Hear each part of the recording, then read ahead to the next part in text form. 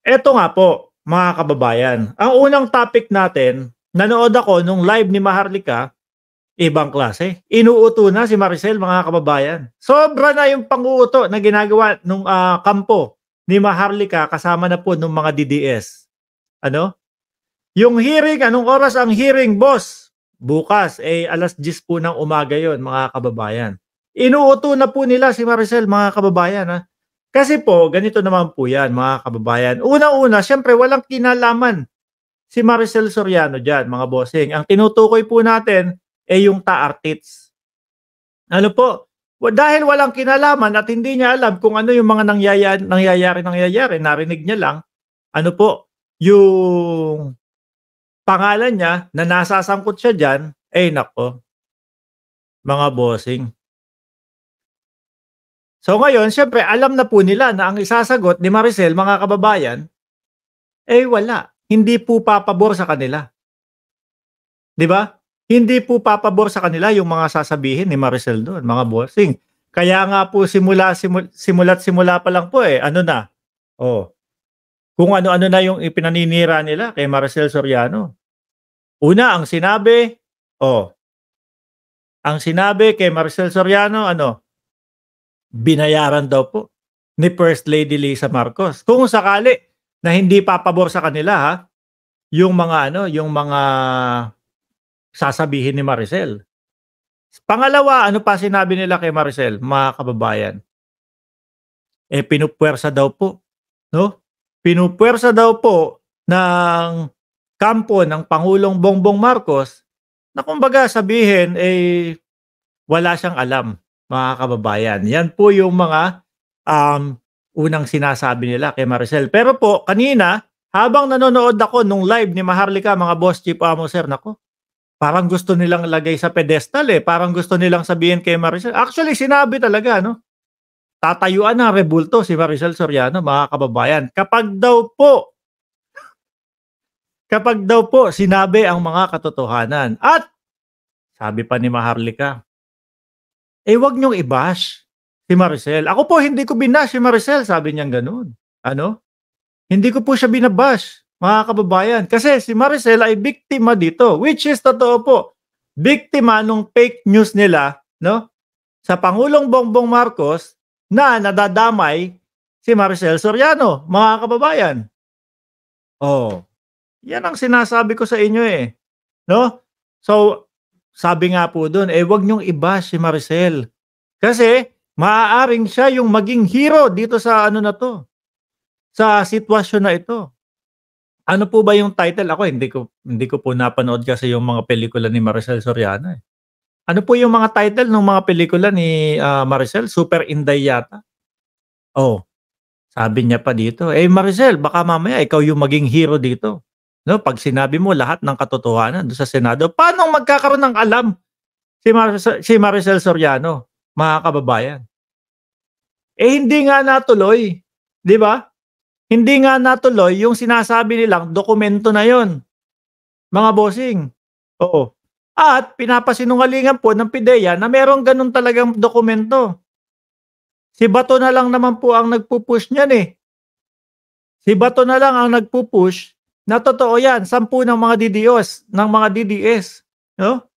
Kahit po, mga kababayan, alam na nila na puro po kasinungalingan yung kanilang ginagawa, eh, wala na po silang ano, wala na po sila, hindi na po sila makabalik, o lalo na yung mga ibang vloggers, 'di ba? Ako naniniwala po ako, mga bossing, alam naman po niyang mga 'yan, 'no? Yung mga dating sumusuporta, sa pangulo, na ngayon, eh, biglang napunta sa kabilang panig. Ako alam ko po, ramdam na nila na mali yung kanilang ginagawa at puro ka-fake news na lang yung ginagawa nila. Kaya lang hindi na makapag-vlog, hindi na makabalik sa administrasyon. Eh, dahil nasira na po ang tiwala ninyo sa kanila, mga kababayan. So ngayon, mga bossing, ano, eto po. So siyempre, takot po sila, eh, doon sa sasabihin ni Maricel Soriano sa Senado bukas, mga kababayan, 'di ba? Takot po sila. Kaya inuunahan na po nila na kapagka hindi nagsabi ng totoo si Maricel, nabayaran ni Pangulong Bongbong Marcos, nabayaran ni First Lady Lisa Marcos. Ganyan ang estilo niyang mga yan, mga kababayan. 'Di po ba? Pero siguro akala nila mauuto nila, mga bossing, Chief Amo sir, kaya kunyari paawa, "Hindi ko binabash siya si Maricel," sabi ni Maharlika. "Wag niyo pong i-bash kasi biktima siya dito." Gano'n. Pagpatayuan po natin ng rebulto kapagka yung ganito, ganyan. Maniwala kayo mga bossing, kapag po, no, kapag po natapos yung hearing bukas at hindi tumugma o hindi pabor sa kanila yung sinabi ni Maricel Soriano, katakot-takot na pagmumura at katakot-takot na pambabash ang gagawin niyang mga yan. 'Di ba? Unang-una diyan si Maharlika, mga bossing.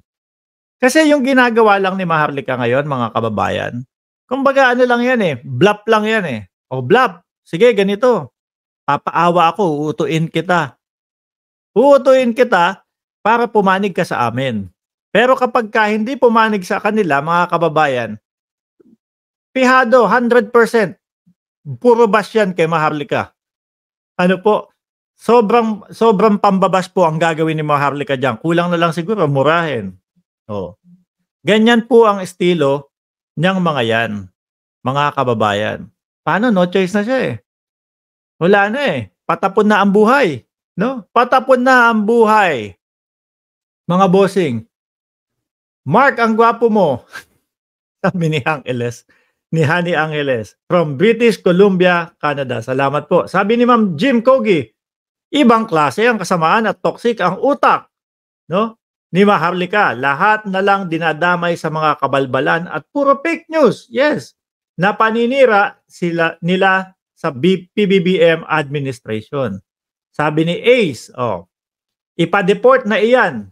Dapat nga po matapang lang, makapal lang ang mukha, mga kababayan, kapag yung maninira sa gobyerno ng Pilipinas. Pero kapag yung mga ganito, medyo sumasabit-sabit na siya at ipapatawag siya, ibang klase po.